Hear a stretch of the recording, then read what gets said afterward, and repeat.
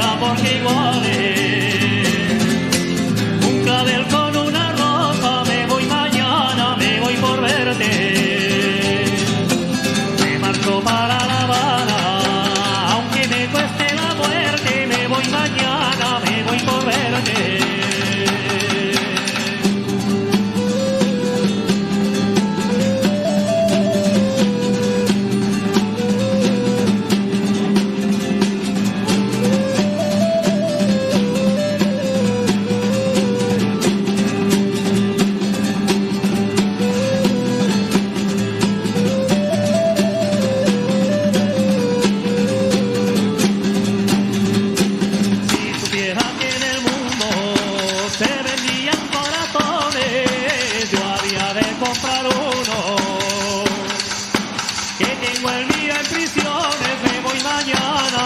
Por verte,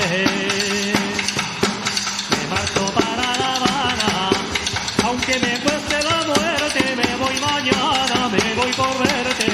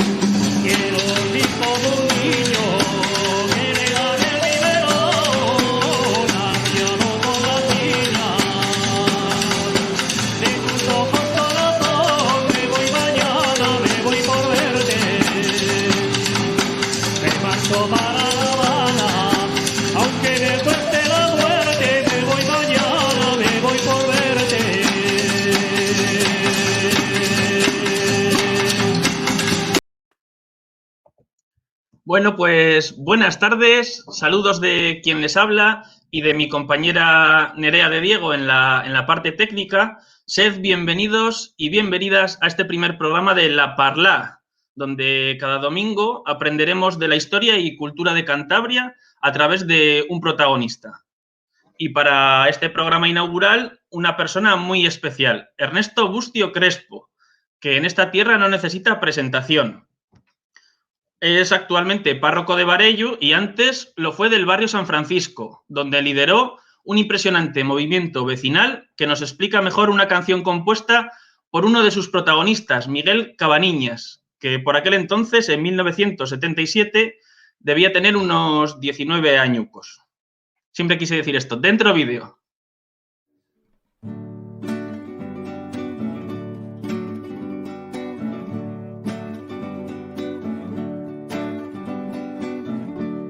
En el mundo siempre hubo señores desaprensivos que robándole a los pobres lograron hacerse ricos. Un amigo me contó la historia de un caballero que de alguna buena forma se hizo dueño de un terreno. Construyendo un solo bloque ya logró un gran beneficio. Se dio cuenta que el momento no podía ser más propicio. Porque a la ciudad llegaban unos cientos cada día de la gente de los pueblos en busca de mejor vida. Dijo a sus encargados: olvidaros de las leyes, estos buscan un refugio y de esas cosas no entienden. No dejaron zonas verdes, no pavimentaron calles, se olvidaron de las luces y no pusieron desagües. En el lugar de la escuela levantaron más viviendas, se acordaron de la iglesia cuando no quedaba tierra. Y si alguno descubría que le habían estafado, él solo no tenía fuerza para hacerle ningún daño. Con el paso de los años, todos fueron comprobando que el jefe y sus encargados les habían engañado. Ahora ya se conocían, vieron una cosa clara, cada uno por su lado perderían la batalla. Así el barrio llegó a unirse y el señor ni sus millones pudieron hacer nada para frenar sus acciones. Adecentaron el barrio, ocuparon los locales que usaron para escuela y para fines sociales.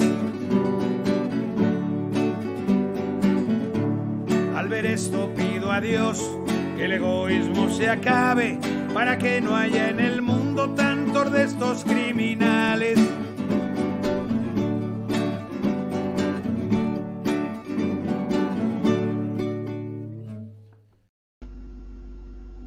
Pater, buenas tardes, ¿qué tal estás? Diego, muy bien, ¿y tú qué tal?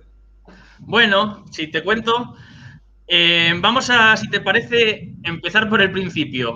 Tú naces ahí mismo, donde estás ahora conectado, solo que entonces no había wifi, ¿verdad? Háblanos de la cabaña del Abuelo Peuto y a qué se dedicaba tu familia, Ernesto. Pues mi familia, como la mayoría de la gente de aquí del campo, un poco a la ganadería, y mi abuelo, el abuelo Peuto, era un pequeño herrero también. Tenía una pequeña herrería aquí en la casa familiar. Ajá.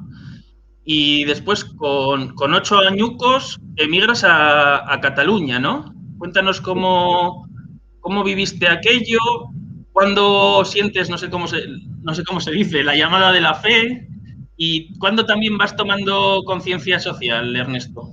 Bueno, vamos a ir poco a poco porque ahí me preguntas mucho de un golpe, ¿no? Sí, es para que te extiendas. Bueno, la migración fue el año 46, yo tenía 8 años justos, ¿no? Y bueno, pues fue una decisión. El problema de la posguerra que había pues hambre, necesidad en toda la parte del campo español y no campo, ¿no? Entonces emigramos a Cataluña, mis padres con 5 criaturas entre 6 y 14 años. Hay una anécdota muy bonita, te lo voy a abreviar mucho porque si no tardaremos tanto como tardamos hace 75 años en llegar allá. Tardamos 48 horas en llegar desde Villaverde de Pontones, desde Cantabria, hasta el río Llobregat, cerca de Berga, que es donde estaba nuestro destino para trabajar en fábricas textiles. Uh-huh. Bueno, ese fue el motivo de desplazamiento, esa fue la necesidad, ¿no? Los objetivos, pues efectivamente elevar pues el nivel económico, que era el principio básico, ¿no? El resultado, pues bueno, pues el resultado fue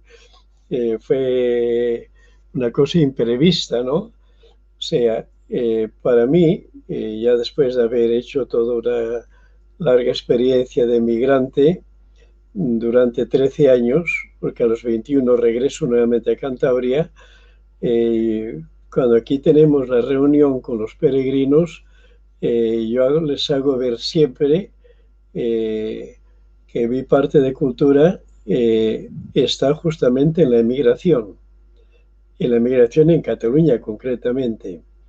2 motivos bien claros.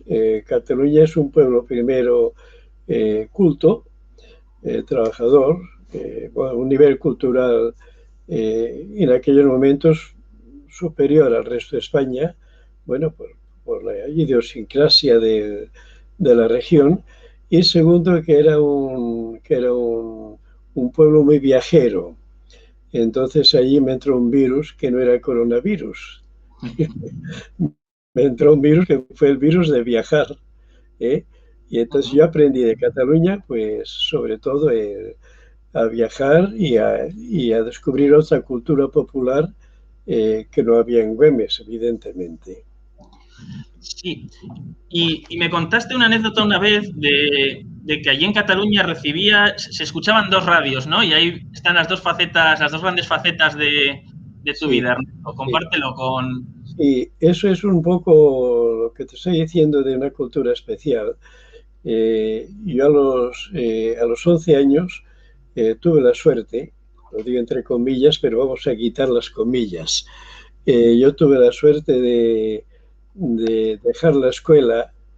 Eso hoy día sería un delito, lógicamente, ¿no? En aquellos años, pues no era ningún delito, era una necesidad.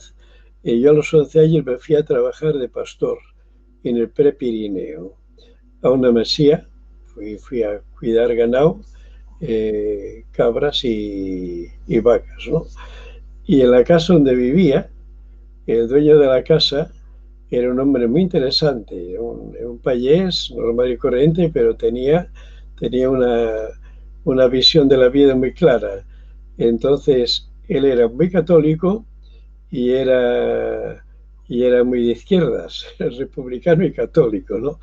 Entonces, todos los días después de cenar, rezábamos el rosario, como Dios manda, en un ambiente católico de aquellos años, ¿no? Yo casi siempre me he quedado dormido. Y entonces cuando terminaba el rosario, él subía a la habitación, al piso de arriba, y escuchaba dos emisoras.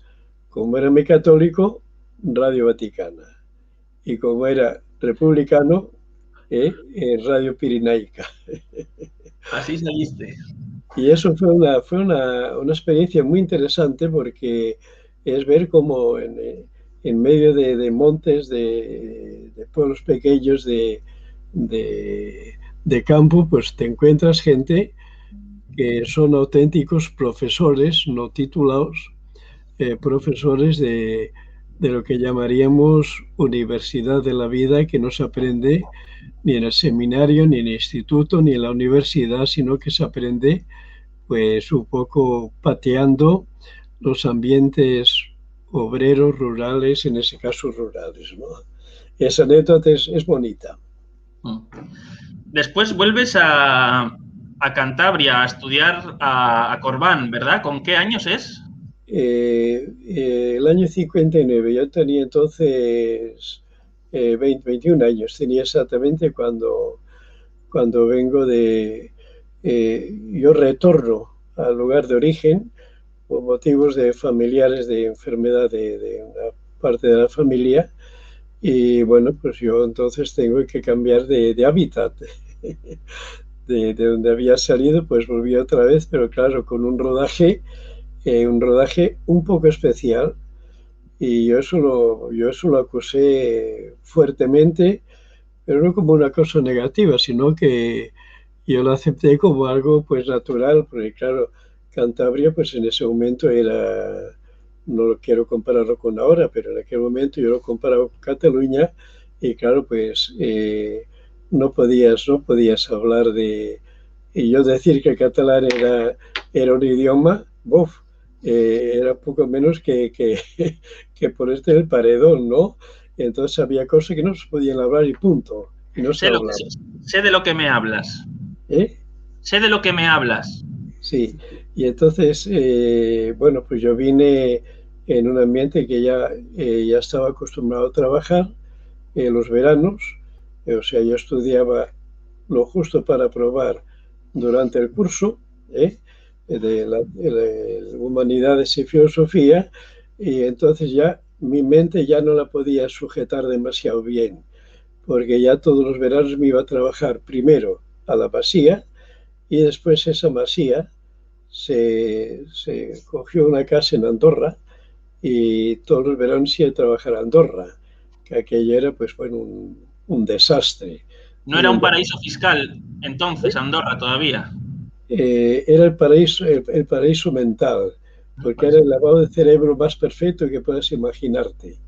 O sea, Andorra en aquellos años, pues seguirá siéndolo ahora, será más paraíso fiscal, pero entonces, que empezaba pues toda la cosa de Duralex, bueno, toda la cosa moderna, ¿no? Entonces era una sociedad de consumo como en mi vida la he visto yo, tan acentuada como en Andorra en aquellos años, y he seguido manteniendo contacto. Tengo mucha gente conocida en Andorra, pero vaya, no me extraña porque aquello que hace 60 años, casi 70, te llamaba mucho la atención porque era otro mundo totalmente distinto. Después se ha extendido un poco por la sociedad en que vivimos, una sociedad pues totalmente consumista, ¿no? O sea que hemos acariciado muy bien ese fenómeno andorrano, se ha extendido en el caso nuestro, por toda la península. Es curioso que las cosas tienen raíces históricas y explicaciones, no ocurren porque sí. Bueno, te ordenas sacerdote, imagino, y tu primer destino al el pueblo más remoto de Cantabria, a Tresviso, un pueblo también ganadero, pero ganadería de montaña. ¿Eh? ¿Cómo recuerdo después hablaremos del archivo fotográfico que conservas?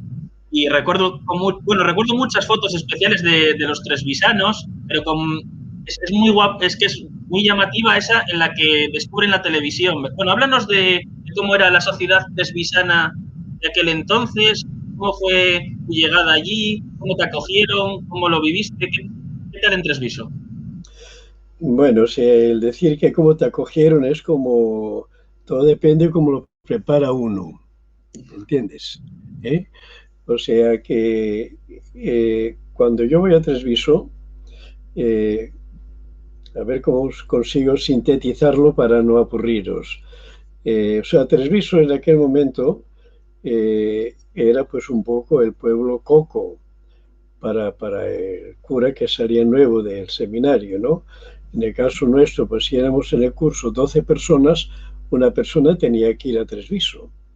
A Tresviso y a Resconorio tenía que ir otra, que eran dos pueblos que metían miedo, ¿no? En Tresviso, en una ocasión, la persona que estaba allí dice, es que no hay con quién hablar en Tresviso, ¿eh?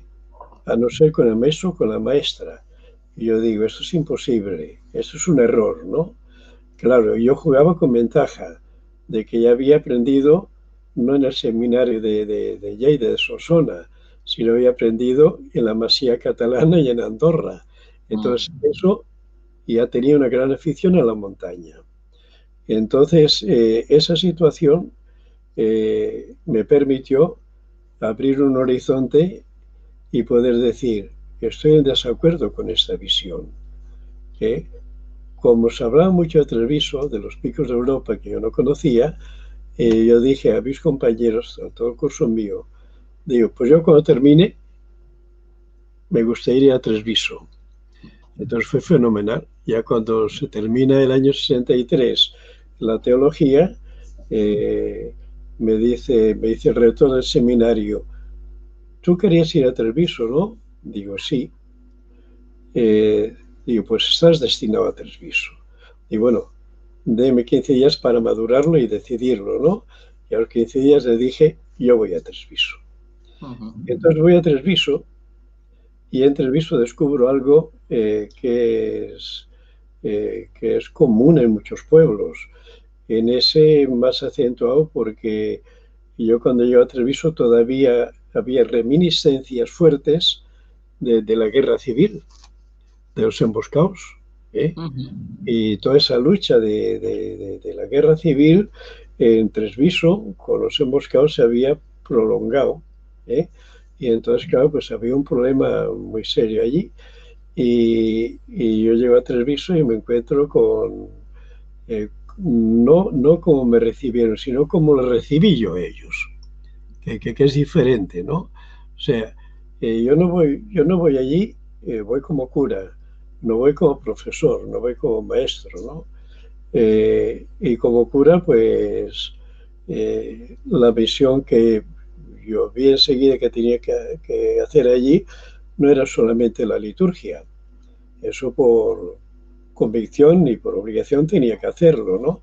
Pero había otra cosa más importante que era la convivencia con la gente. Bien. Entonces, a través de la convivencia con la gente, yo descubro que ellos tienen una cultura que no hemos aprendido en la universidad, ni yo ni tú. ¿Eh?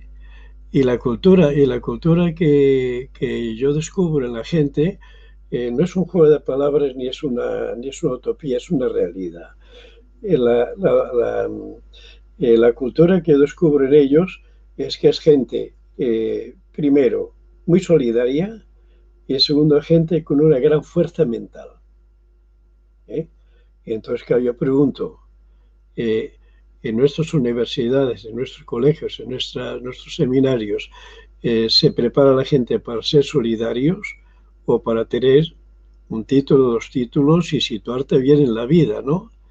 Y la fuerza mental, eso es increíble, vaya, eso es difícil, es fácil decirlo, pero yo entiendo que es muy difícil entenderlo en esta sociedad que es totalmente consumista y que ante un problema rápidamente nos hundimos, ¿no?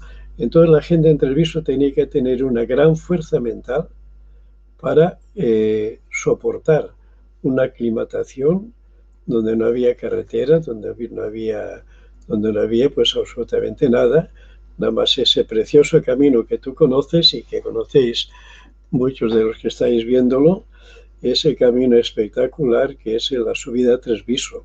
Espectacular para los que vamos a verlo gozosamente, pero fastidiado para la gente que está viviendo allí.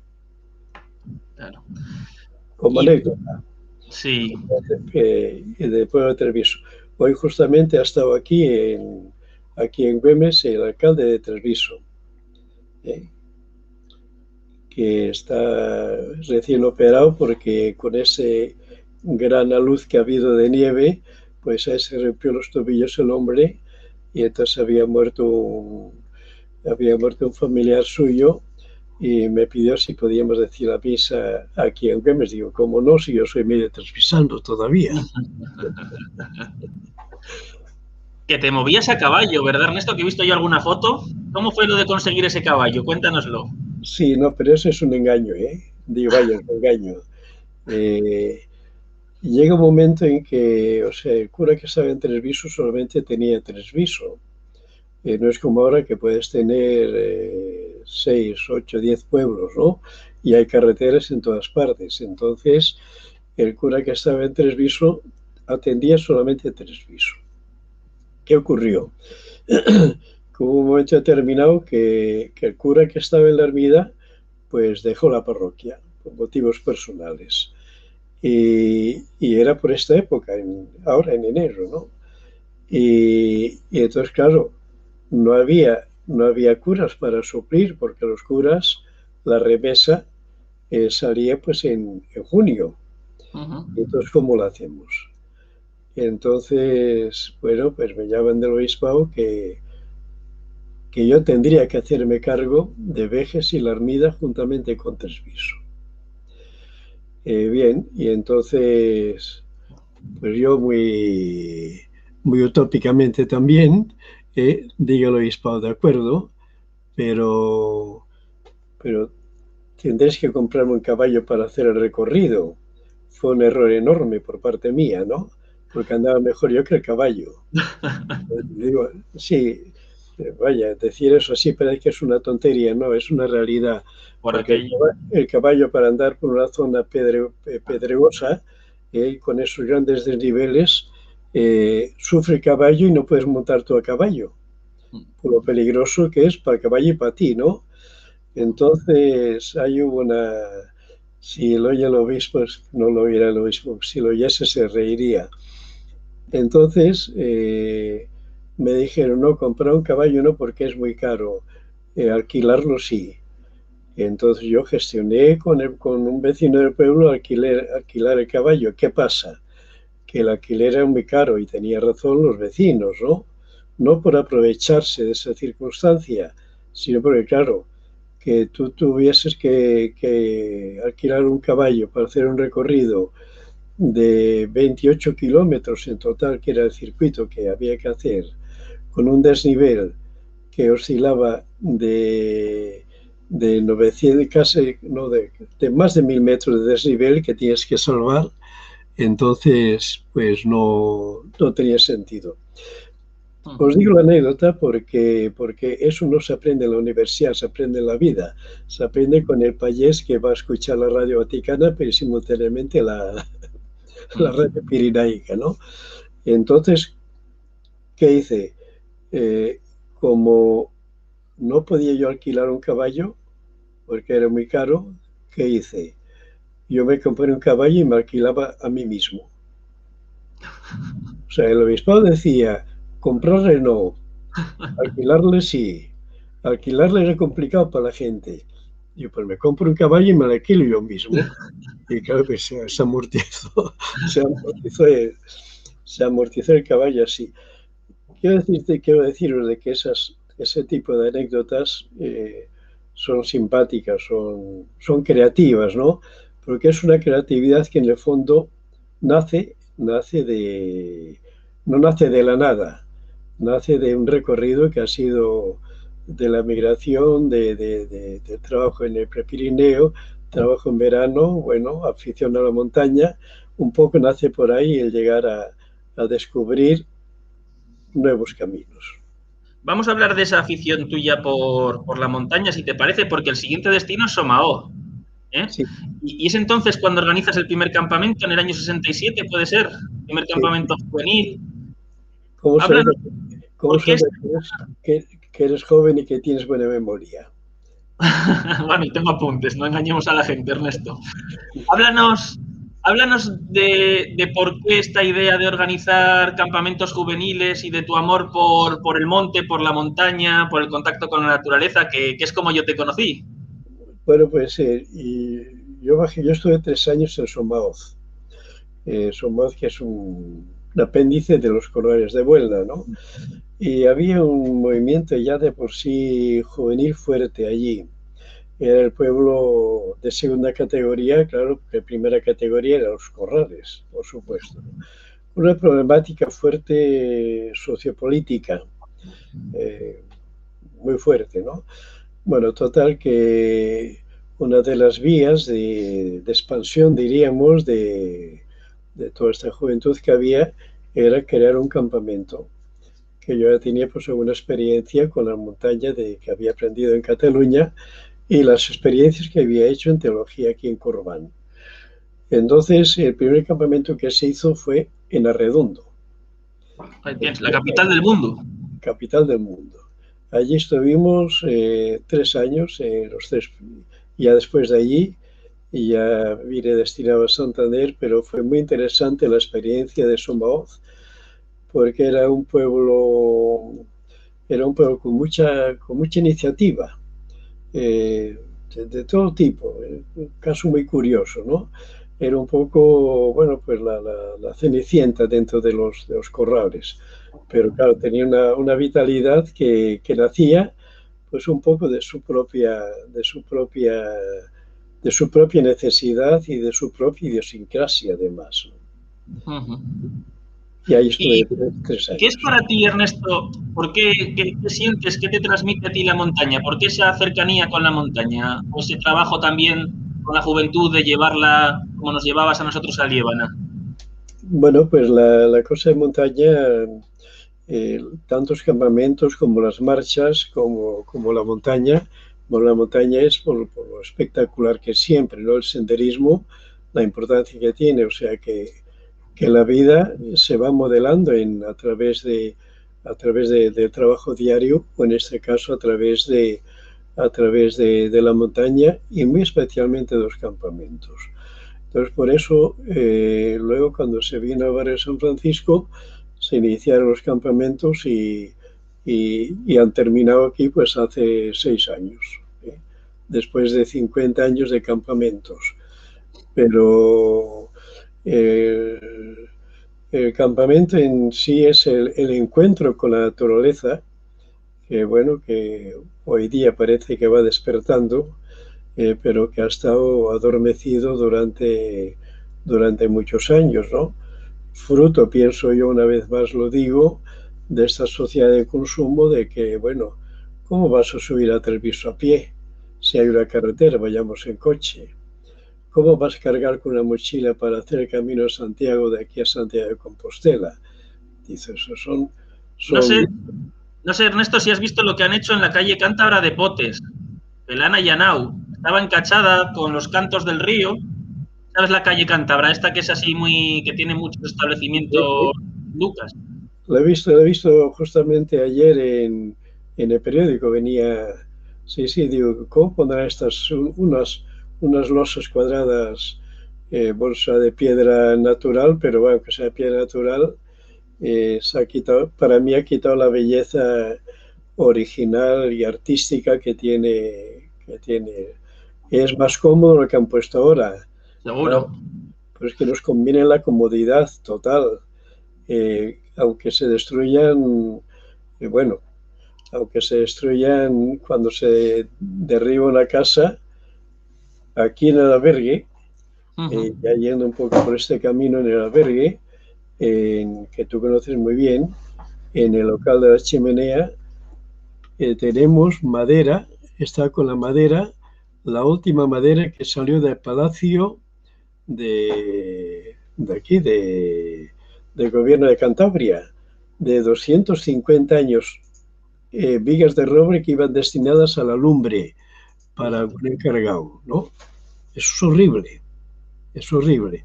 Conseguimos, cuando estábamos en Barrio San Francisco, conseguimos recuperarlo gracias a un obrero, a un cofrador que dice, Ernesto, vamos para allá, que están tirando toda la madera buena para la lumbre, ¿no? Y eso pasa lo mismo que los cantos rodados, o que, desde mi punto de vista, lógicamente, es que hemos despreciado totalmente la cosa antigua, y bueno, ahora hay como un despertar, creo que es bonito un despertar hacia recuperar cosas antiguas bueno, que son parte de la historia de nuestros antepasados. Y que nos explican también el presente, ¿verdad? Y nos explican lo que somos hoy. Claro, por supuesto. Bien, Ernesto. De ahí ya da gusto oírte hablar el cariño con el que te refieres a todas las comunidades en las que has estado. Eso se nota que empatizas muchísimo, pero uno de tus destinos también muy especiales es el barrio San Francisco del Alta de Santander, ¿verdad? Sí. Y allí formas parte de un movimiento vecinal, pues bueno, pues de los más importantes de la historia reciente de Cantabria, y ahí acuñas la famosa frase que aprendí de ti, que la fuerza de un pueblo está en su unión y organización. Sí. Cuéntanos este barrio San Francisco al que llegaste, al que llegaba muchísima gente de los valles de Cantabria, como cuenta la canción que hemos escuchado al inicio del programa. Cuéntanos qué se organizó allí, qué pasó allí. Lo de la historia del barrio San Francisco es una historia apasionante. Apasionante, y digo apasionante porque todo lo que se consiguió fue el efecto, fue el producto de que la gente fue descubriendo que era capaz de hacer algo interesante, en todos los aspectos, ¿no? Y eso posiblemente fue el logro más grande, incluso más que urbanizar las calles y todo esto, ¿no? Pero el urbanizar las calles y todo eso llevó a descubrir que cualquier persona, desde un profesor a un peón de albañil, tenía algo que decir y algo que hacer, ¿no? Entonces, cuando se fueron uniendo todas estas posibilidades, ahí se creó, bueno, lo que ha ocurrido en el barrio San Francisco, aquí en Cantabria, es único, por supuesto, ¿no? No es que tenga más mérito o menos que otro barrio determinado, ¿no? Pero por la línea del movimiento ciudadano, con una actitud de rebeldía, fue una total rebeldía, pero provocada, porque no había escuela. Se había dejado pues las calles muy mal, cosa muy habitual, muy común en aquellos años, que mucho más que ahora todavía, por supuesto, pues el control de las instituciones pues era muy pequeño, ¿no? Toda la gente cuando descubrió todo esto, ahí se fue madurando una acción que nos llevó a decir, bueno, como no hay nadie que pueda hacer esto, que es ni el Ministerio de Educación, poner escuelas, ni el ayuntamiento, ni urbanizar, vamos a urbanizar nosotros. Y nos pusimos a urbanizar. Y se llegó el momento en que trabajaban igual niños, jóvenes, que mayores, que gente jubilada, que hombres y mujeres. Mujeres tenían otro papel muy importante, más que en la calle, en las reuniones y en el control de... Y bueno, se llegó a urbanizar muchísimo y hicimos una valoración técnica por un amigo topógrafo, pues hizo toda la valoración, lo que se había hecho, y entonces pasamos factura. Al pasar factura, sabíamos que se iban a reír de nosotros. Lo habéis hecho allá vosotros porque habéis querido, ¿no? Pero lo que no sabían, digo esto porque es muy importante para ver un poco la capacidad que tenemos la gente cuando podemos unirnos o descubrimos que la unión hace la fuerza, ¿no? Entonces, como la constructora tenía un montón de locales vacíos en venta, un 11 de abril del 77 dedicamos toda la noche a preparar un local de 100 metros y al día siguiente un maestro voluntario que había terminado la carrera con 44 niños de 5 o 6 años en la escuela. Y se fue, no se paró ahí, sino que claro, se fue. Era una época en la que, según me ha contado Miguel, para toda la zona esa del Alta solo había una escueluca ahí, jolín, en Porrúa. Porrúa, eso es. Sí, Porrúa había una escuela. Una pública. Sí, y lo demás había unas escuelitas en un piso o en un bajo, escuelas privadas, pero no había ninguna escuela pública, ¿no?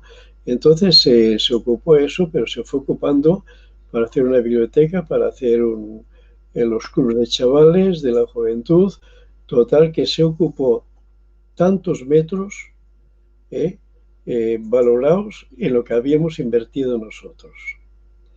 Y bueno, y llegó un momento en que vino el desalojo.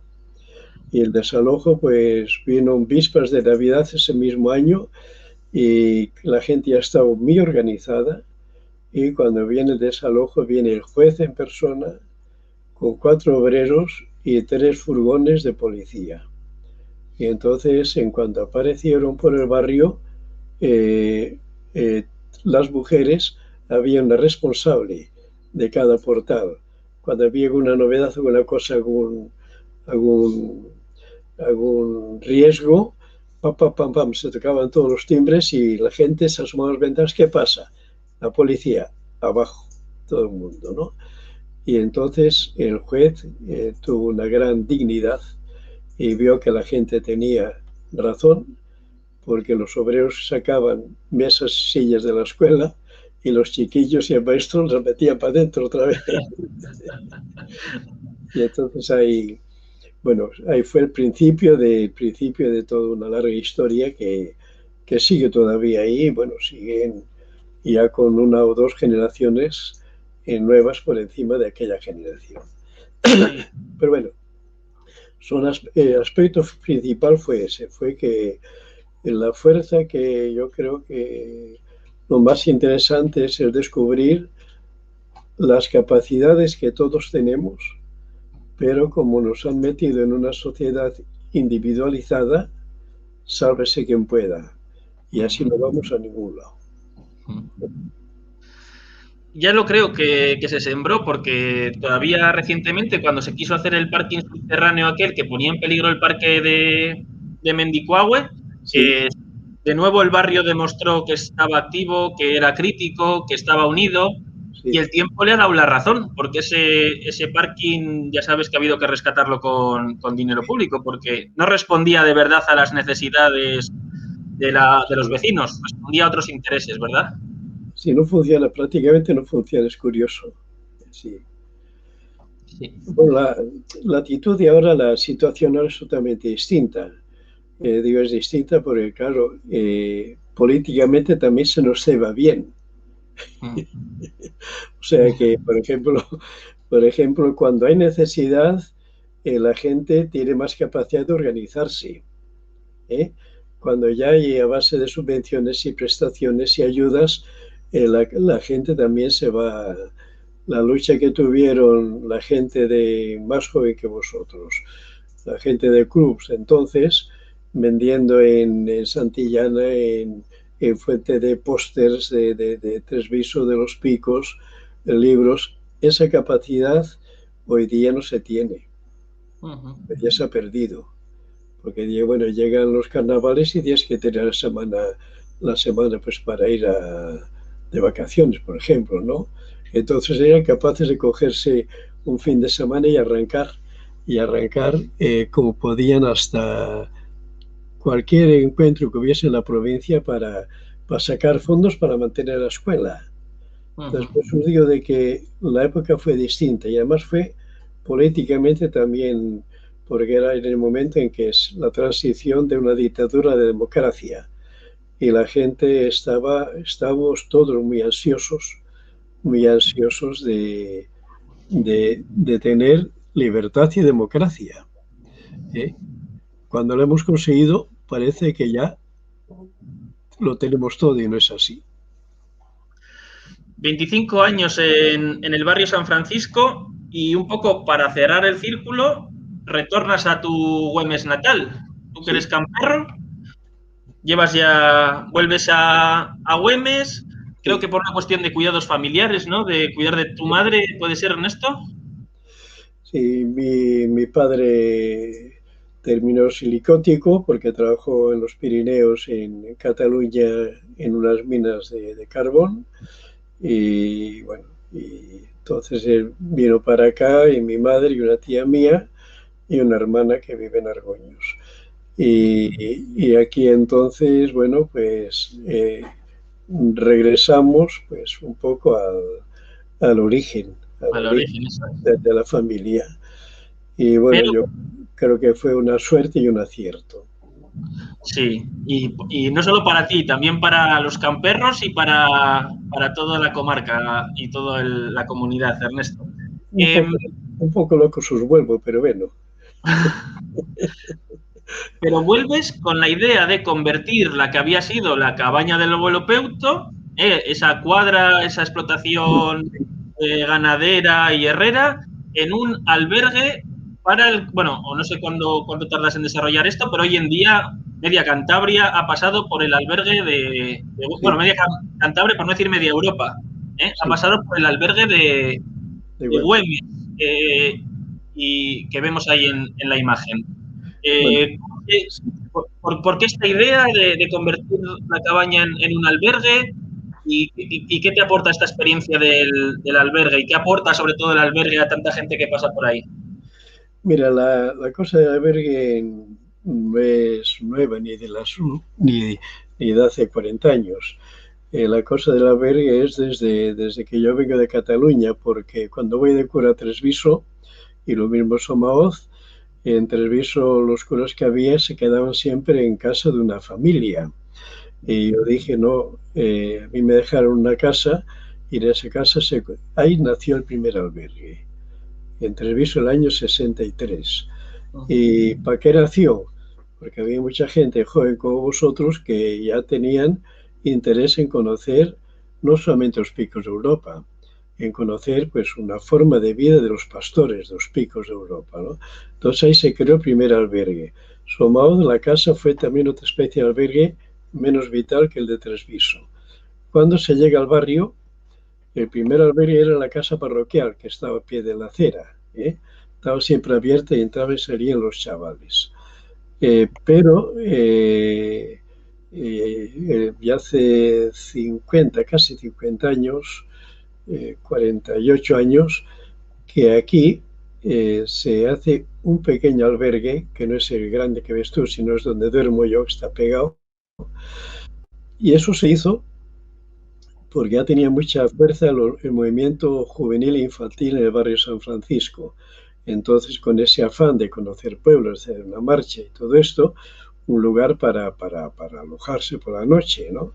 Entonces, pero el primer albergue fue ese de ahí donde vivo yo, que son 20 metros cuadrados y me sobra la mitad. Y entonces, más tarde, cuando yo hago el largo viaje a América Latina, un viaje que dura, y seguro que lo tienes apuntado por ahí para preguntarlo, Sí. después de un viaje que yo me hago de 27 meses, al regreso, en lo que es la cuadra la cuadra de la casa del abuelo Peuto, decidimos convertirlo en albergue, y es lo que tenemos ahora. La imagen que habéis visto, en la estructura de la casa, el hueco es el mismo, se han ido añadiendo pegotes, arquitectónicamente con buen acierto en general, pero lo de arriba está la biblioteca, el añadido este que veis a la izquierda, la cocina, lo nuevo, y el rótulo este de la cabaña de abuelo Peuto con Santiago, porque el albergue no se hizo para peregrinos, el albergue se hizo para estar abierto a distintas actividades, fundamentalmente juveniles, pero no exclusivamente. Y ya luego surge el fenómeno del Camino de Santiago, y el albergue, lógicamente, se abre también al Camino de Santiago. Sí, pero Ernesto, no es... Bueno, te voy a citar, ¿eh? Te voy a citar recibiendo un premio en mi pueblo, en Argoños. Sí. Era cuando estabas reivindicando el paso del Camino de Santiago y reivindicas también un Camino de Santiago que no es, digamos, el comercial, el masivo. Decías, el Camino de Santiago de Revilla, los alcaldes, el obispo, no es nuestro camino. ¿Cuál es tu Camino de Santiago? ¿Cómo percibes tú el Camino de Santiago? ¿Qué es para ti? Bueno, eso es tú quieres comprometerme un poco, pues no hay ningún problema, ¿eh? O sea, porque eso digo también al señor obispo con toda libertad, o a Revilla lo mismo, ¿no? Entonces, el camino es un encuentro. O sea, que el camino materialmente sí es Santiago, es evidente, ¿no? Pero más allá de Santiago, no es que esté Finisterre, geográficamente sí, pero más allá del concepto de Santiago, está el ser humano, que a través del camino encuentra relacionarse con otras gentes, relacionarse, si es creyente, pues con Dios, con la religión, si no es creyente, pues con la naturaleza, o todo, o varias facetas al mismo momento. O sea que el camino, la experiencia que tenemos nosotros con el Camino de Santiago, si hay que definirlo de alguna forma, es que el camino va al interior de uno mismo. Es un proceso, diríamos, de reflexión, es un proceso de encuentro. ¿De encuentro con qué? Pues encuentro con la naturaleza, encuentro con otras gentes, encuentro con uno mismo, ¿eh? Si uno es religioso, pues encuentro también con facetas religiosas. Si no lo es, pues con todo este contenido que tiene el camino en torno a sí mismo, ¿no? Entonces, vaya que eso debe quedar bien claro. Y eso debe quedar bien claro, y no es fácil entenderlo.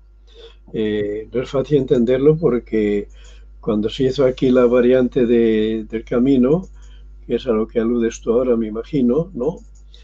Cuando se decide hacer cuando va a ser declarado Patrimonio de la Humanidad el Camino del Norte, ¿qué ocurre? Que quien toma la iniciativa no somos las asociaciones que estamos en el camino, la toman los políticos y lo toma la hostelería. Y lo toman, claro, porque el camino, queramos que no, es una fuente de ingresos. Para nosotros también lo es, por supuesto, ¿no? Pero no como un negocio, es como un servicio, y ese servicio pues está apoyado por la propia gente, ¿no? Entonces, claro, el camino, aunque históricamente se tenía razón, ese camino se pasa con mucho cuidado, se pasa por todos los núcleos turísticos. En Cantabria, Casturdiales, Laredo, Santoña, Noja, Isla, Ajo, Loredo, y así seguimos hasta Unquera. ¿Eh? ¿Qué quiere decir? ¿Que ese es el camino de Santiago único? No, no, porque el camino de Santiago tenía muchas variantes. Por ejemplo, desde Laredo iba directamente, había mucha gente que pasaba directamente a Santillana del Mar, por Colindres, por Treto y Colindres. Aquí hay testigos muy bonitos, Virgen del Camino, aquí mismo encima de Omoño, la Colegiata de Castañeda. O sea, son puntos religiosos, artísticos que demuestran que el Camino de Santiago no es una línea uniforme, son muchas líneas que van en un mismo sentido, pero no por el mismo lugar exactamente. Eso fue lo que me refiero. Creo que tú te refieres a eso. Sí, Sí. sí. Se planteó la planteó hace 4 años ahora, 3 o 4 años. Se planteó pues este problema de que lo quitaron de pasar por Güemes.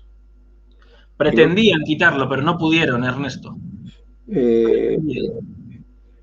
Bueno, conseguimos que se respetase por Güemes. Sí, se quitó porque Dios se quitó. Nosotros dijimos, muy bien, no pasa nada que vaya de Noja, Isla, Ajo y Salte lo Galizano, perfecto, ¿no? Pero que pase por Güemes, porque en Güemes tenemos testigos históricos, una ermita medieval que hay aquí en Güemes, donde hubo un hospital de peregrinos, y tenemos un testimonio actual vivo, que es el albergue de Güemes, que tiene una gran fuerza, ¿no? Entonces dijimos, no nos importa que se mantenga el camino por Isla o por ahí, que se mantenga, pero que no se quite de aquí.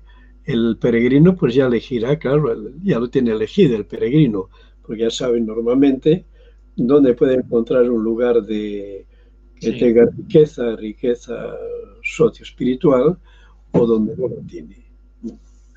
Vamos a ahondar en esa... Entonces, sí, perdón, para que termine. Entonces lanzamos un manifiesto y se recibieron 5.000 cartas del mundo entero. Tenemos aquí guardado todo. O sea que en un pueblo pequeño, un sitio tan pequeño como es un albergue, que tú conoces muy bien, sea capaz de... Quiere decir que detrás de ese proyecto no hay una persona, hay cientos de miles de personas que viven este proyecto, y entonces se reproduce nuevamente lo que sucedió en el barrio San Francisco, que cuando la gente nos unimos, nos organizamos, somos capaces de tener una fuerza y cambiar ciertas decisiones que no son lógicas. Ni justas. Sí, vamos a ahondar, si te parece, en esa idea de, que me dices, de viajar, pero no como consumir, sino como descubrir. De ese viaje en el año 79, un año antes de poner en marcha el albergue, como has dicho, te coges un año sabático para recorrer Sudamérica. No sé si escribiste diarios de motocicleta, pero recorriste Sudamérica. Bueno, saliste de Dakar, en África, primero, ¿verdad? Bueno, cuéntanos ese viaje y tu idea de viaje, ¿no? Que no coincide con ese viaje comercial de ir a los sitios famosos, hacerse un selfie a consumir. Pero Diego, tú tendrías que decirme primero cuánto tiempo quieres dedicarle a eso, porque si empezamos a viajar ahora, igual el año que viene estamos todavía viajando por los Andes. Ya sabes tú adecuarte a los tiempos de la ceremonia, Ernesto. No sé, en 5 o 6 minutucos, 8 minutucos. Voy a ver, ¿cuánto? 8 minutos. 8 minutos, vamos muy allá, sí. Bueno, total, que el viaje que, partiendo de esa cultura iniciada en Cataluña, fortalecida en Tresviso y vivida más profundamente todavía en el barrio de San Francisco, va tomando cuerpo la idea de que yo quiero hacer un año sabático.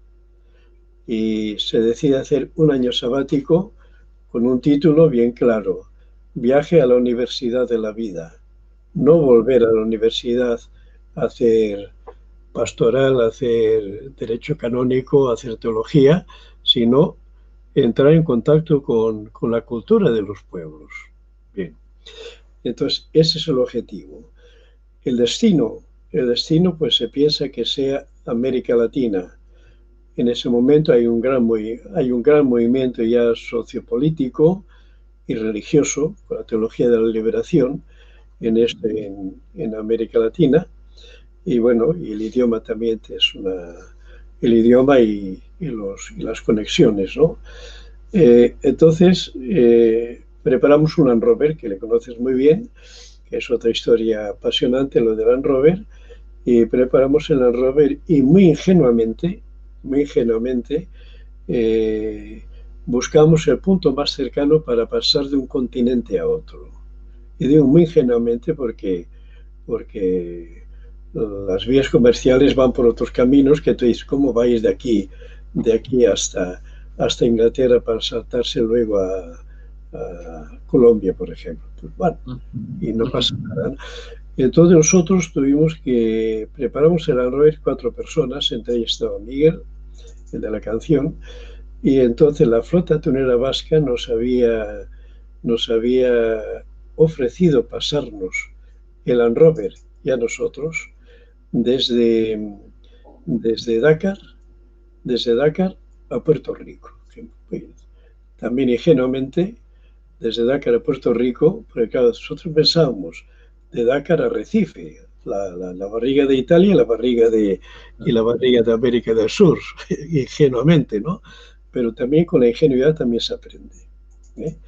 Y entonces, bueno, pues preparamos el Land Rover, tal como lo has conocido tú, muy bien preparado, con una gran creatividad por parte de la comunidad del barrio San Francisco, y tenemos que dar la vuelta por Cataluña, sur de Francia, Italia, Sicilia, Túnez, Argelia, cruzar todo el desierto del Sáhara, entrar en Mali y pasar a Senegal.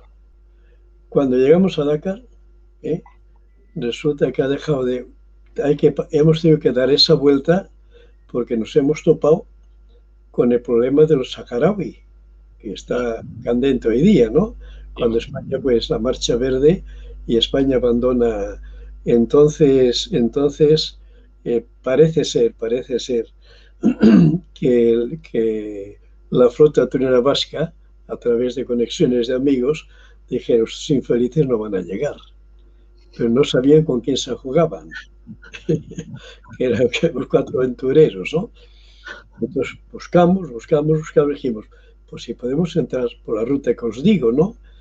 Y cuando llegamos a Dakar, estuvimos esperando 5 meses, porque la venta del pescado, comercialmente, la habían desviado a Italia, en vez de Puerto Rico. Entonces nos enrolamos en un barco pirata a trabajar. Una experiencia muy buena, muy, muy interesante. No os la cuento porque si no amanecemos aquí. Entonces, bueno, pues 2 se volvían para acá, entre ellos Miguel, y quedábamos los 2 iniciales, que era un chico maestro que trabajaba conmigo también en la construcción. Y bueno, 5 meses. Y a los 5 meses aparece un barco de la flota tunera vasca que vuelve nuevamente a llevar pescado a Puerto Rico, ¿no? Entonces, bueno, con las peripecias grandes llegamos a Puerto Rico, vamos a Jamaica, vamos a Barranquilla, en Colombia, y se queda mi amigo en el barco, que no cobrábamos, eran todos negros y nosotros blancos, ¿eh? Y bueno, total que se quedó mi compañero allí y tuvo el gran valor de esperar. Digo, él pasaba en avión luego, ¿no? Yo me cargaba de pasar el Land Rover. Y total que imposible cobrar, embargan el barco, embargan todo, él se queda en el barco, lo subastan y lo queda en una compañía francesa, y él tiene el gran mérito y gran valor, y yo de esperar 5 meses en Venezuela y él de esperar allí hasta que el barco se subasta, se enrola con la compañía francesa, saca el título de patrón de pesca y termina en Gabón de profesor de la colonia española de la gente oficial. Y yo estoy 5 meses en Venezuela y ya ahí se deshace el grupo porque no hay conexión, o sea, él ya tiene que ir a... Y bueno, pues ahí trabajé en unas minas de oro, en el Orinoco, en Colombia teníamos muchos contactos buenos y me hice, en un momento muy, muy duro, me hice toda América sin el Land Rover, porque no hay paso, desde Guatemala, El Salvador, Honduras, Nicaragua, Costa Rica, Panamá. Y entonces ya nuevamente en Barranquilla, Colombia, pues ya viene apoyo del barrio para seguir la ruta ya de todos los Andes hasta Tierra del Fuego. Y entonces ahí salimos, vemos todo Colombia, Ecuador, buscando siempre contactos con grupos, bueno, en Nicaragua estuvimos con Ernesto Cardenal, que ha muerto ahora, la gente, bueno, todos los sandinistas de entonces, que no son los sandinistas de ahora. Sí, que pasaste, Ernesto, del Tresviso y vejez guerrillero a una Sudamérica donde también había mucha ebullición guerrillera y esos vínculos que hubo con la teología de la liberación y la lucha por la liberación. En Guatemala habían, justamente ese mismo año, por estas fechas había habido la masacre de la Embajada Española, que es 38, cuando estaba el padre de Rigoberta Menchú. Entonces era muy problemático Guatemala, muy problemático El Salvador. Yo tuve la suerte de presenciar a posteriori la masacre de 300 campesinos en el río Sumpur, entre El Salvador y Honduras, ¿no? Que les habían ametrallado. Entraba el ejército y barría, quemaba el pueblo y la gente... al cruzar el río aparecen 2 helicópteros ametrallando a la gente. Y había muerto 300 y yo conseguí llegar allí para presenciar el resto de la gente ya refugiada en Honduras, ¿no? Y registrarlo gráficamente, porque yo recuerdo haber visto fotos de la gente, de los supervivientes de eso, si no me equivoco. ¿Puede ser, Ernesto? Porque tú tienes un gran archivo. Sí. Ahí sacamos fotos muy buenas de refugiados que estaban allí.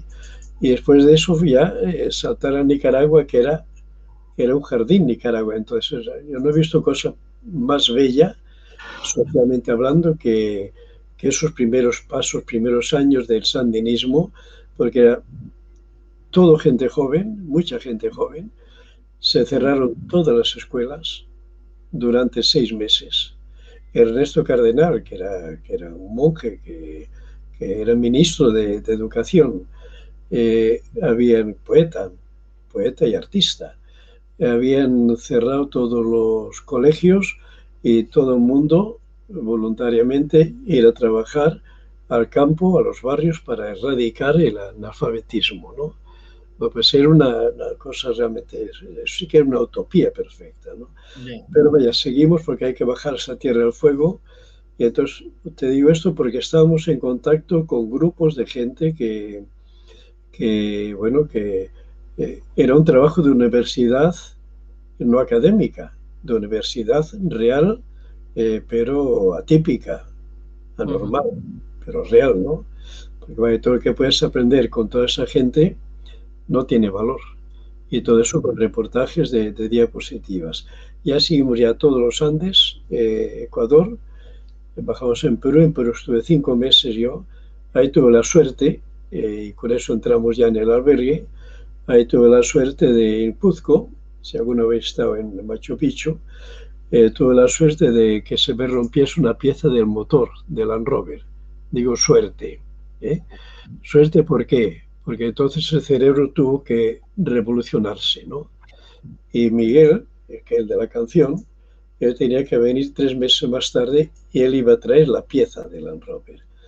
Yo quería hacer el trabajo con los campesinos y los pastores, entre 4 y 5 mil metros de altura. Y armado de valor y de ilusión y de fortaleza física y mental, me hice 800 kilómetros a pie, entre 4 y 5 mil metros de altura. Fue la parte más importante de todo el viaje.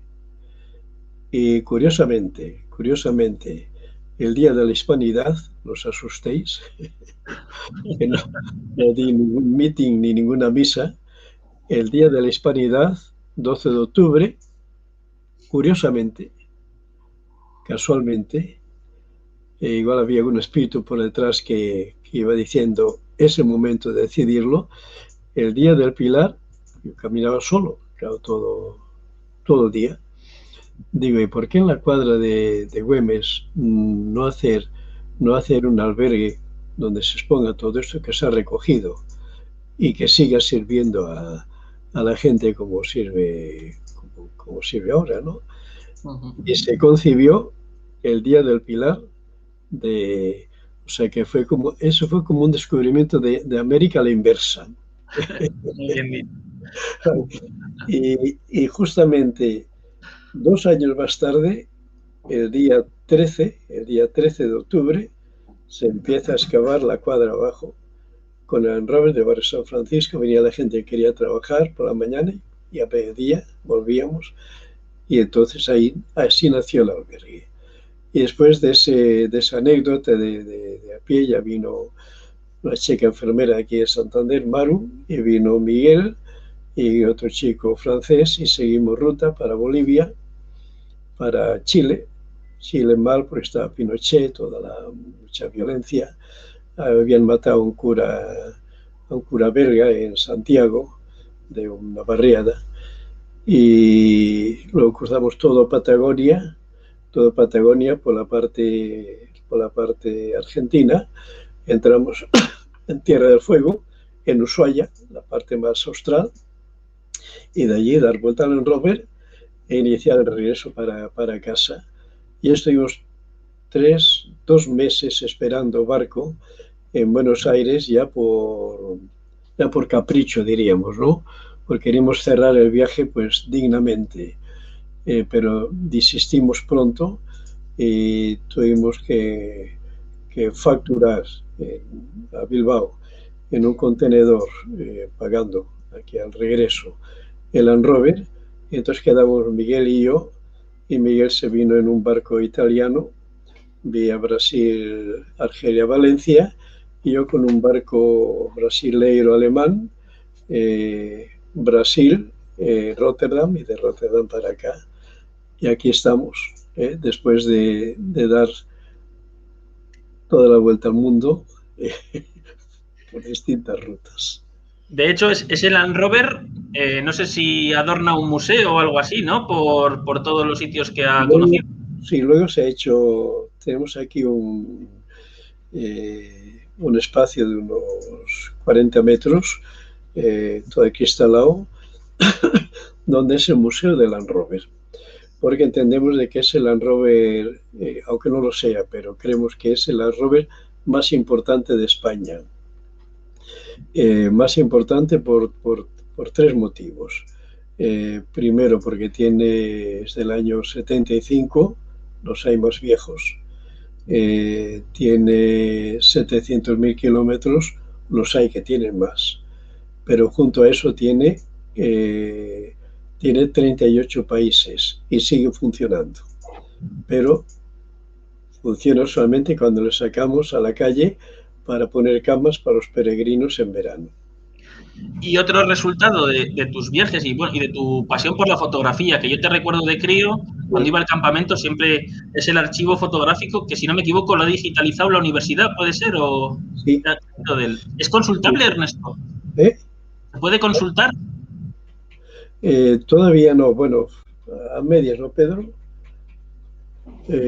Lo tenemos todo digitalizado y escaneado, pero ahora tenemos que hacer... Lo estamos organizando para poderlo publicar. Sí, y hay que Estamos esperando ahora que nos liberemos un poco de cartelería que tenemos para hacer esto, para hacerlo en carpetas, porque lo que se hizo fue materialmente escanear y digitalizar. Pero claro, si ahora queremos buscar tema campamentos, o tema Haití, o Ya. tema Huracán Mitch, o tema Prestige o de Galicia, hay muchísimos reportajes eh, independientes de otras actividades concretas, ¿no? Y eso es lo que tenemos que hacer. Son 80.000 diapositivas y queremos reducirlo más o menos a 8 o 10.000. Con 8 o 10.000, con 8 o 10.000 ya tienes para hacer ahí una serie de, sí, no sé, hacer 25 o 30 temas diferentes, ¿no?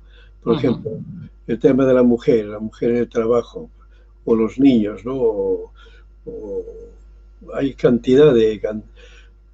Todo diríamos casi menos arte, porque arte es lo que está lleno el mundo entero, ¿no? De cosas de arte, ¿no? Has hablado antes en Sudamérica de un compañero que trabajaba contigo en la construcción, Ernesto. Yo sé que participaste en una huelga de la construcción y que acabaste preso en la cárcel de la calle Alta. Sí, Cuéntanos. eso fue un gran premio que me dieron. Porque que una persona vaya a la cárcel por el delito de estar en una huelga justa, no legal, pero justa, lógicamente es un honor. Había no sé cómo se llama, dice, yo tenía allí en el barrio un escrito que el lugar apropiado para un hombre justo es la cárcel. No recuerdo de quién era, pero esa lo tuve así mucho tiempo, ¿no? Entonces, en esa huelga de construcción, yo nunca he sido, yo he trabajado como obrero mucho tiempo, aunque haya viajado mucho, he tenido la suerte de trabajar en una empresa pequeñita, y esa empresa pequeña, pues teníamos un convenio con ella. En verano no trabajaba, ni cobraba, lógico, para campamentos o para viajar, o si hacía algún viaje como este, pues me daban de baja y al regreso pues me daban de alta y seguía trabajando. Entonces yo no he sido sindicalista, no por estar en desacuerdo, sino que no puede estar en todas partes. Entonces yo entendía que era más importante la lucha del barrio que no meterme en una lucha sindicalista, ¿no? Pero bueno, quieras que no, pues un cura obrero llama la atención. Y la policía rápidamente lo huele muy bien, ¿no? Total que me detuvieron y pasamos la noche abajo en el calabozo y después 3 días arriba en la cárcel, pero a los 3 días me quedé decepcionado porque digo, me cago en la mar, ahora que iba conociendo ya el ambiente, ahora me mandan a la calle. Pero fue una cosa anecdótica muy... Sí. Esto no sé, de ser cura obrero, que te da también independencia económica del obispado, te permite estar más cerca del pueblo con el que trabajas. Bueno, Y sí. en Cantabria probablemente, cuando pensamos en curas obreros, pensamos, hay Alberto Pico también, ¿no? Que otro... No, nunca fue obrero. Fue obrero Julián, el compañero suyo. Que pasa, Alberto Pico estaba muy vinculado a la lucha del barrio, pero de la lucha social, no laboral. Pero bueno, o sea, que quiero decirte que por ser cura obrero no eres mejor o peor que otro. Es una opción diferente, ¿no? En el caso nuestro de curas obreros, que ahora quedan muy pocos, porque los más jóvenes somos nosotros, los que tenemos ahora 80 años, entre 80 y 90, la figura de cura obrero tuvo mucha importancia a raíz del Vaticano I, que terminó en la década de los 60, ¿no? Y entonces, bueno, fue como un despertar, ¿no? Y como una utopía que se convierte en realidad. De tal forma que yo trabajé un verano entero en las minas de los Picos de Europa en aquellos años, vaya, sin permiso ni nada. Y cuando trabajé en la construcción, yo jamás he pedido permiso al obispado ni nada. Normalmente, entonces, tú vives de tu sueldo de tu trabajo. En el caso mío, el obispado mantenía, que es de agradecer, una pequeña parte, yo no me lo guardaba porque en verano sabía que yo no trabajaba, ¿no? Y cuando fui al viaje, a la vuelta, pues ya seguí trabajando, pero me pasaron todo el sueldo, que es lo que se utilizó, se invirtió en la creación de la preparación del albergue. Pero son temas ahí tan largos que Ya. es difícil.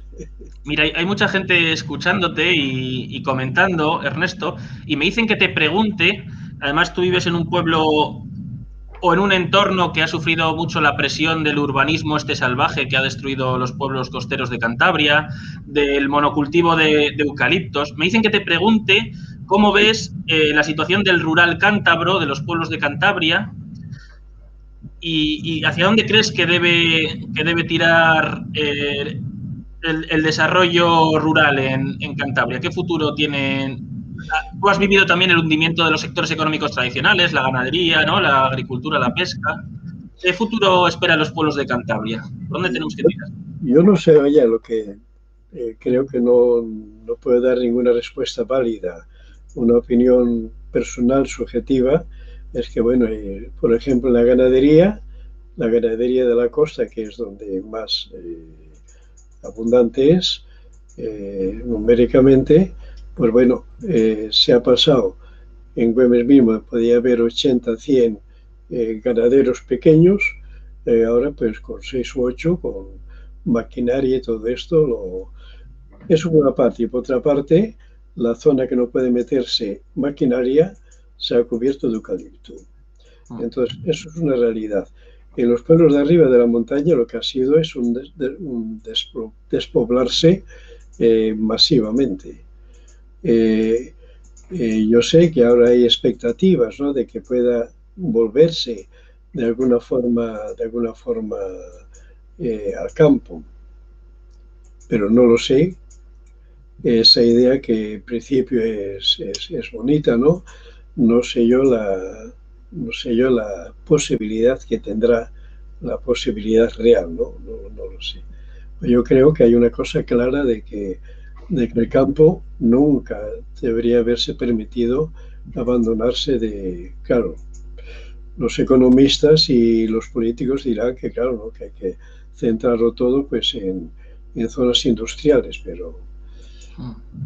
pero sabemos que hay otras posibilidades que igual son más creativas y más difíciles y menos rentables, pero seguro que las hay. La última pregunta ya por mi parte, Ernesto, y hasta donde puedas decirme, no quiero comprometerte, ¿cómo has visto la evolución de la Iglesia como institución desde, fíjate, has hablado de los últimos curas obreros que quedáis? ¿Cómo ves la Iglesia hoy? ¿Cómo ves al nuevo Papa? ¿Cómo ves el futuro de la Iglesia? Porque la Iglesia históricamente ha demostrado una gran capacidad para adaptarse a los tiempos.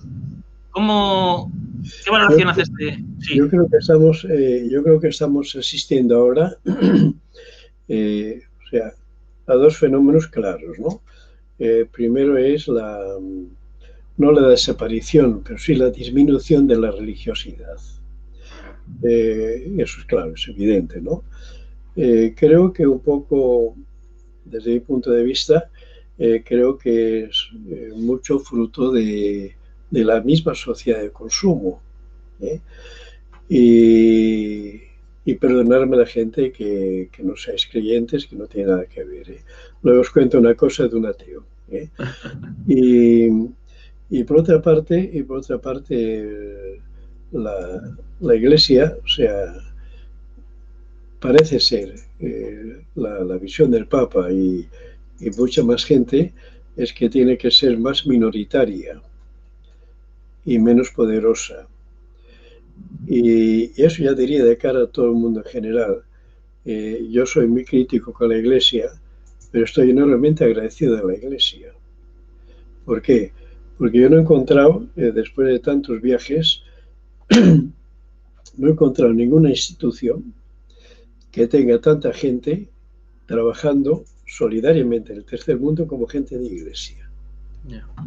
Y mira que hay gente universitaria, organismos independientes, ¿no? Pero como gente de iglesia totalmente entregada, no siempre con una visión excesivamente abierta, pero en general muy abierta, en general, ¿no? Sí, Creo pero que esto puede ser, no sé, desde el desconocimiento, ¿eh? Puede ser que en el tercer mundo no tanto una pérdida de religiosidad, sino una sustitución o un desplazamiento de esa iglesia social por otras iglesias evangélicas o otros conceptos religiosos más integristas que sí, están sí. desplazando. Eso en zonas donde se encuentra el movimiento eclesial de base, tipo teología de la liberación, pero vaya, sin ir tan allá, ¿no? Claro, la presencia de muchas sectas protestantes, sobre todo, es fruto de un poder fundamentalmente de Estados Unidos, aliado lógicamente con los poderes establecidos en esos países pobres, ¿no? Entonces, el nacimiento y el crecimiento de esto de grupos no tienen la función de descubrir un mensaje liberador de Jesús, sino que tienen la función de vivir a la sombra de eso. Incluso, yo tengo 84 años, o sea, que quiero decir que ya hay un camino andado atrás que te permite tener ciertas experiencias vividas, ¿no? El cambio, por ejemplo, que se ha dado en 60 años, ¿no? Cuando yo era pequeño, había que ir al tercer mundo a convertir infieles. Eso, pues, son muy jóvenes, ¿no? Pero eso era con muy buena voluntad, ¿eh? Pero la realidad no era esa. En cambio, hoy día lo que se va es abrir caminos de liberación, de toda esa gente que está explotada por poderes económicos y, y, y avasalladores, lógicamente, ¿no? Pero todo eso no se conoce, porque también quien nos manipula desde arriba, no a nivel iglesia, a nivel sociedad, eso no interesa. Yeah. O sea, hablar de Pedro Casaldáliga, Pedro Casaldáliga, pues a Trump, por ejemplo, bueno, o gente de iglesia también, cardenales de iglesia, algunos. Eso no es rentable. No es rentable porque parece que es peligroso, que si se aparta del mensaje de Jesús, no tiene. Yo les conozco muy bien porque yo he estado 2 veces, una vez en Samantera con Pedro Casaldáliga, y él incluso, sabéis que ha muerto hace unos meses, él incluso las pinturas de aquí de la ermita de la capilla de aquí del albergue, él las ha escrito expresamente para acá, y es un camino que va de la esclavitud a la liberación. Y eso termino como termino, para decirte un poco lo del ateo. Yo eso explico, que en Haber explicamos todos los días a los peregrinos, después de la cena, gente que quiere va a la ermita, no a rezar, a reflexionar, a ver ese camino que está puesto allí. Y porque es un camino que va de la esclavitud a la liberación en 6 etapas, ¿no? Y un día cuando termino, estaba sentado allí al lado mío, es un octógono, y estaba sentado un peregrino ya de cierta edad, francés, y muy noblemente y humildemente me dice: yo soy ateo, me dice él, pero creo en este camino. Y yo digo: muy bien, yo soy cristiano, yo soy cristiano, y en este camino que crees tú, yo encuentro reflejado todo el mensaje de Jesús. Así que tu camino como ateo Y mi camino como cristiano, si es lo que pone ahí, el camino de la vida, es el mismo camino. ¿Eh? Porque el camino de la vida está por encima de cualquier raza, de cualquier cultura, de cualquier ideología, incluso por encima de cualquier religión. El camino de la vida. Y para mí, lógicamente, el camino de Jesús es un camino de la vida. Pues ha ido adornando de apéndices Ya.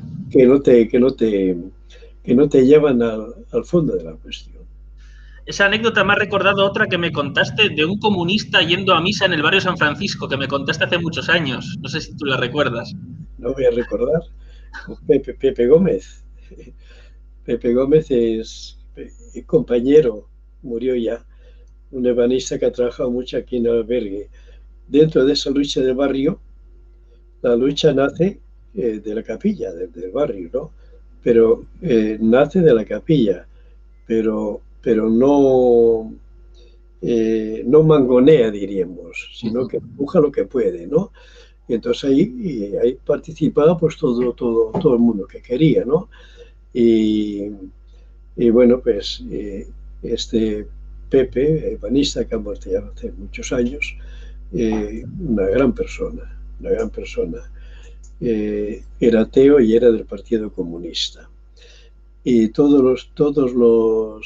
la misa del gallo, el día de Navidad, Nochebuena, todos los años bajaba a la capilla del barrio para la misa. Entonces nosotros decíamos, Pepe, tú que no eres creyente, pues ¿qué pintas aquí? Dice, mi gente ahora está aquí. Es para descubrirse. Y entonces vengo yo a acompañar a mi gente que está aquí. Y ese mismo, cuando volvimos del viaje, fuimos a Vallecas a dar una proyección. Fuimos a Vallecas y cuando pasamos por frente al Valle de los Caídos, desde Guadarrama yo creo que sí, Guadarrama, está preciosa la Cruz de los Caídos, el Valle de los Caídos, y digo, mira, íbamos Paqui, que le conoces, iba Pepe y yo, y digo, yo hay dos sitios que he prometido no ir jamás. Uno de ellos es lo de Huesca, lo de José María Escrivá de Balaguer, sí. Lo de Opus Dei, por la forma que se ha hecho, y otro lo de Valles Caídos. Digo, pero esta foto no me la pierdo. Entonces paramos el coche y cambio la lente, pongo el zoom y veo que ahí empieza como un avispero abajo, a revolverse todo y a dar palmadas y órdenes, ¿no? Y era con el Mundial del 82 en Madrid. Entonces estaba todo muy controlado, ¿no? Y entonces pensaban que estábamos fotografiando y nos detuvieron y nos llevaron esposados de Villalba todo el día a Madrid, al centro de la Guardia Civil, ¿no?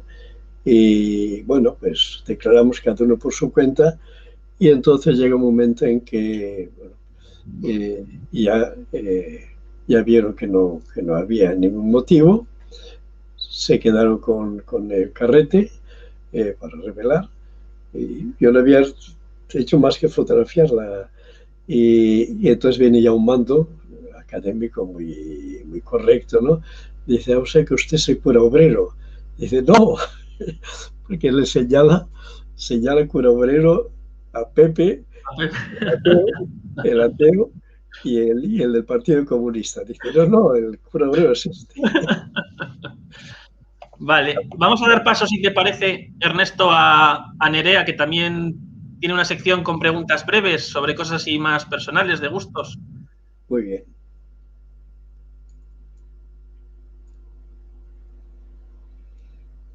No se te oye, Nere, ponte el micro, activa. ¿Ahora? Perfecto. Ahora. Oye, me ha encantado la entrevista, ¿eh? Ha sido genial, vamos. Que sepas que yo vivo muy cerca de Villalba. Y la última vez que fui a Villalba le hice una foto también al Valle de los Caídos de lejos. Tampoco he subido, pero la foto la tengo. Pues muy bien. Nada, o sea, que tenemos algo en común. Más cosas, Bueno, y que Ernesto. salimos aquí, claro. ¿Eh? Que nada, pues como te decía Diego, yo te voy a hacer 5 preguntas muy breves y me respondes tu favorito de cada cosa. La primera pregunta es una canción o un grupo que te haya influido mucho. Tienes que elegir un grupo o una canción. Os voy a dar dos personas, una que la conocéis y la otra no la conocéis. ¿Eh? Muy bien. La que conocéis, a mí me encanta mucho La Bordeta. La Bordeta la conocéis. Pero de aquellos años de televisión lo podéis buscar luego la he encontrado el otro día aquí en internet. Eh, eh, es Núria Feliu, ahora ya es una mujer tendrá como 70 años, catalana, y yo en televisión ponía todos los días una canción que se dice Digueu-me per qué, decidme por qué. Es una canción preciosa que dice, decidme por qué, si soy solamente, ella canta en catalán, si soy solamente un trozo de tierra, porque siento un anhelo de eternidad. Porque si soy tan solo una nubecilla que pasa, porque se ahoga mi corazón en otras aguas. Yo de por Qué sí no sé bonito. nada, ni de la literatura, pero eso sí me acuerdo. Esa es Núria Feliu. Y La Muy bien. Bordeta, pues, es. La siguiente pregunta es, aquí te damos a elegir. Puedes responder las dos cosas o solo una. Un libro o una película que te haya influido mucho. Libro, el que más leo es el de Descalzo sobre tierra roja de Pedro Casaldáliga, que es un periodista catalán que vivió allí una temporada para ver toda la lucha con el movimiento de gente sin tierra y con los indígenas en el Amazonas, ¿no? Descalzo sobre tierra roja, está en español también, castellano. Para quien no lea, Ernesto, hay una adaptación de televisión española de ese libro con 2 capítulos, es como una especie de serie película. Es muy interesante, está muy bien hecha. Sí, es que lo de Pedro Casaldáliga es una profundidad preciosa. Y cine yo no veo prácticamente nada, pero sí te voy a decir cuál es la primera película que vi. Tendría yo entonces 9 años, fíjate tú, Los Tres Mosqueteros, Ah, en Cataluña. Bien, Existirá todavía. claro.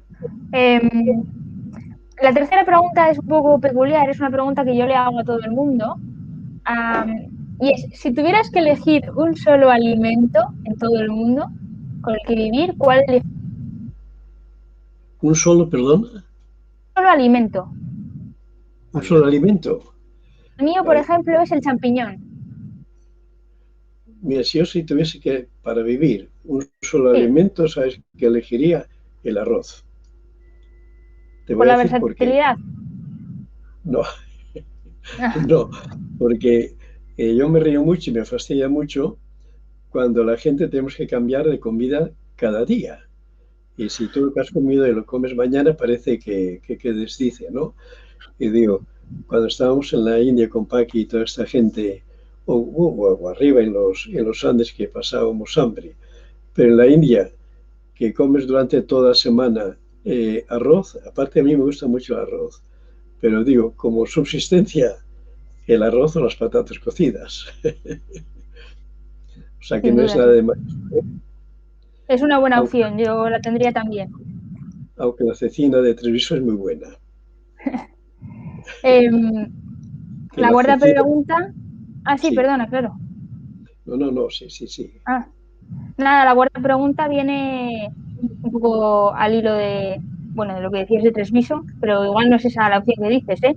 Es un lugar de Cantabria para visitar.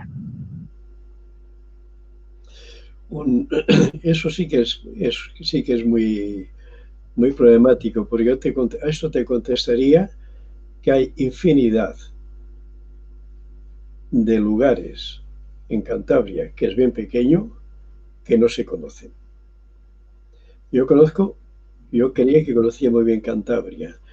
Cuando ha habido la cuarentena, yo me he puesto a caminar bastante, ¿no? Y solamente en este área, que, que diría, pues hombre, pues entre Santander y Casturdiales tienes que conocerlo todo. Te metes a un par de horas caminando de aquí, y dices, pero ¿cómo está a pie de casa y no? Hay cantidad de rincones que no se conocen, pero también, claro, vosotros que sois universitarios ya sabéis lo que pasa. Cuando hay que hacer excursión, si podemos ir a París, pues mucho mejor que ir a esto de Cabárceno o de lo de Tarragona, ¿no? O sea, hay como una obsesión, diríamos, desde mi punto de vista, totalmente comercial, competitiva, para ver quién va más lejos. No quién va a ver la cosa más atractiva, no más llamativa, sino más cercana. Y en Cantabria hay infinidad, bueno, lo mismo Asturias, me imagino, y pues estas zonas de montaña, tienes rincones perdidos que es posible que tengamos esto aquí a media hora de coche y no se conozca. Toda la Pero vaya, razón. pues si quieres un sitio así, pues bueno, me movería a Treviso por la temporada y gozar allí ahora que apenas hay gente, porque ahora hay 20 personas. Y nada, la última pregunta sería una afición desconocida. Conocemos pues tu afición por la fotografía, por ejemplo, pero una que no Sí. conozcamos. El senderismo o montañismo. Eso, Uh-huh. esa desde muy pequeño. O sea, esa también la heredé de Cataluña. La afición a la montaña, en aquellos años que estaba en auge, el escultismo en Cataluña y ya lo cultivaban un poco a contrapelo, pero ya tenían mucha afición a la montaña y a caminar, y eso yo lo heredé allí y ha ido creciendo aquí. eh. Afición por la naturaleza. Muy bien, pues muchas gracias. De nada, pues disculpar la prisa que os he pegado. No, No, hombre. está comentando todo el rato que es encantador escucharte y que ha llegado a decir alguien que se quedaría toda la noche, pero detrás va otro programa. Vamos, si te parece, a meter la otra canción de Miguel. Está hecha para un trabajo que hizo Desmemoriados, un colectivo que recupera, pues bueno, de recuperación de memoria histórica de Cantabria, que hace una labor muy interesante y que os animo también a conocer. Hicieron Sí, un montaje con imágenes de aquel barrio San Francisco de 1977 con la música de Miguel de fondo. Cabanillas. Eso es. Miguel Cabanillas, sí. Tiene canciones muy bonitas en cuanto a profundidad ideológica. Estaba ahí en la ebullición, claro, porque la compuso entonces, cuando era un chavalín, Sí, con sí, sí. 19 años. Sí. Vamos allá, Nerea.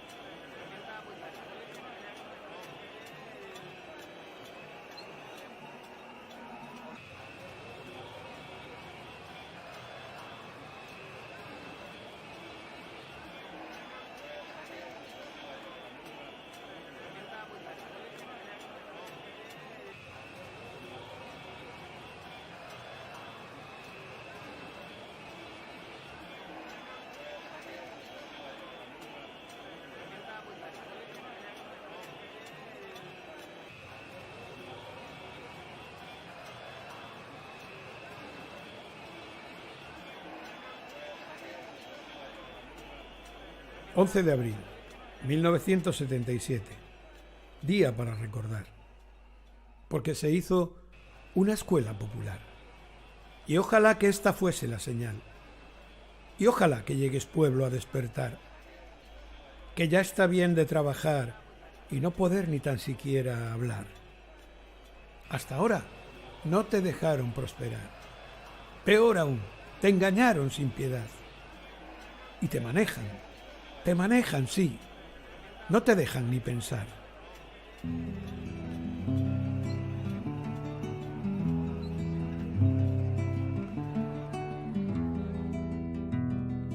11 de abril, habrá que recordar que se hizo una escuela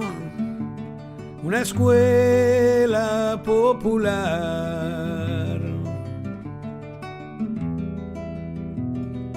Pueblo, no te dieron la oportunidad de aumentar solo un poco tu nivel cultural.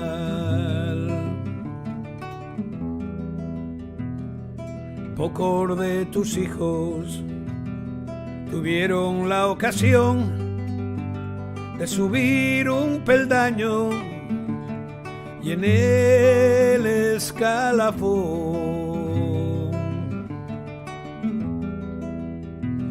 El porqué no es difícil de adivinar. Progresa, pueblo, dime a quién iban a explotar.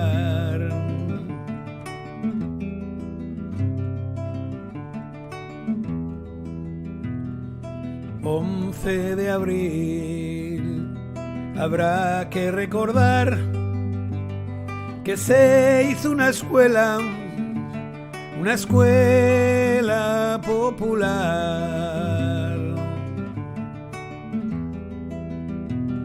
Nació de ti, pueblo, a ti te ayudará, mas por si un día te la quieren quitar.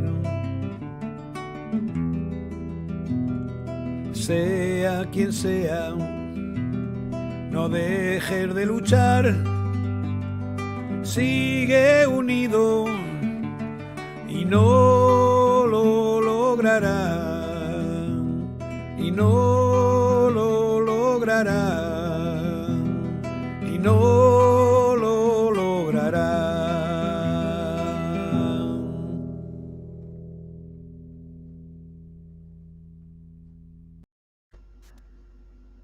Bueno, pues ponemos fin ya al primer programa de la tarde, aunque yo también me quedaría escuchando. Agradecerte, Ernesto, haber participado y haberlo enriquecido tanto con tu experiencia y con tu sapiencia.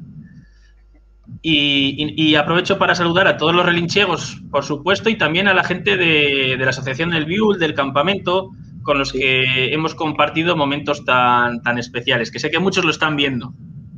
Pues mire qué bien, estupendo. Digo que para mí es un honor poder transmitir experiencias, porque todos tenemos experiencias, pero no tenemos experiencia de transmitirlas. Y eso es un problema. O sea, pues nos encerramos un poco en nuestro pequeño mundo, ¿no? Y creo que, bueno, todos tenemos cosas válidas a transmitir. Entonces, yo me alegro poder transmitir eso a vosotros, tanto a la gente joven con quienes hemos trabajado codo a codo muchas veces y en muchos ambientes, sobre todo en campamentos y más que campamentos. Pues muchas gracias. Pues esta experiencia que has compartido hoy queda aquí ya y se podrá visitar, se podrá ver esta charla.